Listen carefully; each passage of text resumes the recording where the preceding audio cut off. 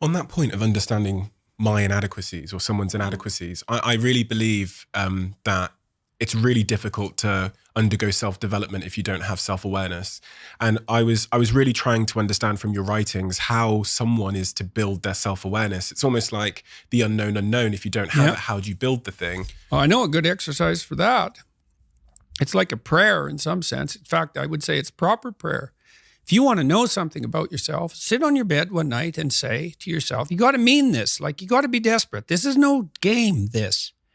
It's like, my life is not everything I want it to be, and perhaps it's not everything that I need it to be. And by need, I mean my life is so unbearable that the suffering that's attendant upon that is make me nihilistic, cynical, bitter, resentful, homicidal, genocidal, unable to have a good relationship, prone to punish people for their virtues because of my jealousy, driving the proclivity to see evil everywhere except within my own heart. Like, these are problems, man.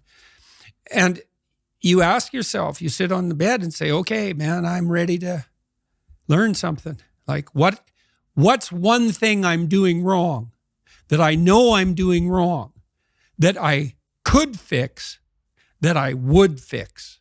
It's like, you meditate on that, you'll get an answer. And it won't be one you want, but it'll be the necessary one. And it's often something that will point you to small things. So Carl Jung said, people in the modern world don't see God because they don't look low enough. And so imagine you're in your messy bedroom, and you're sitting on the edge of the bed trying to have an honest dialogue with yourself. And the little voice says, it's pretty disgusting in here. And you think, well, I'm way above such trivial niceties as organizing my room. It's like, well, that's pride. That's arrogance. If you're above organizing what's actually yours, how in the world are you ever going to organize anything else? And so you get on your knees and you think, well, it's time to, take a brush to the toilet. And maybe that's where you start.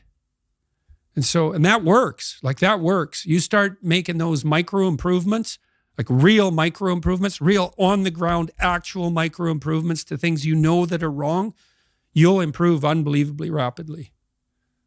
What you're talking about there sounds to me a lot like an overdose of arrogance and also the need for humility. Do you think the Western world suffers from arrogance because of our relative privilege and luxury that we kind of overlook? Of course. Well, that's a temptation, right? I mean, when the radical lefty types go after people for their unearned privilege, they have a point. Now, the point is, the existentialists called it thrownness, which is that's a Heideggerian term. And thrownness is the fact that we kind of experience life as if we're tossed into it, thrown into it. You're male and not female. You're Hindu and not Christian. You're tall and not short. You have an arbitrary range of talents and an arbitrary range of limitations, none of which, in some sense, you chose. It's the cards you're dealt. Now, some of those are cards of privilege. Maybe you're born intelligent. Maybe you're born symmetrical. Maybe you're born healthy. Maybe you're born into a culture where it's much easier not to be absolutely deprived. Maybe your parents are rich. And so all of that, in some sense, is unearned. Now, along with that comes a good dose of existential guilt, because at the same time, and this is true for anyone, regardless of their cultural background, the ground we walk on is soaked in the blood of historical atrocity. And so that's on you, because, people think, well, who's the Nazi? Well, it's the fascist, or who's the radical communist? It's the radical left-wing ideologue. And the fundamental truth of the matter is that's best dealt with as a spiritual matter, is the adversary is within, really, most profoundly. And so you have to take the responsibility for that historical atrocity onto yourself. I was talking to Guy Ritchie this week about his movie King Arthur. It's quite an interesting movie in many ways. And when Arthur, who could be the hero, takes the sword, he's so overcome by visions of his murderous uncle that he can't pick up the weapon. Well, think about that. Now, you have weapons at your disposal, but they've been used by your murderous uncle. How dare you wield them? And the answer is, maybe it's easy just to leave the sword on the ground because you do want to be responsible for atrocities going forward, and don't think you couldn't be, and don't think you might not enjoy it. And so the way you pay for your privilege is with your virtue. I mean that most particularly. You have these opportunities and this existential guilt. And the way you expiate that and atone is by doing your best to live the best possible life you can manage, to speak the truth, to treat people with respect, to abide by the principles of the dignity of the individual, and to put your house in order.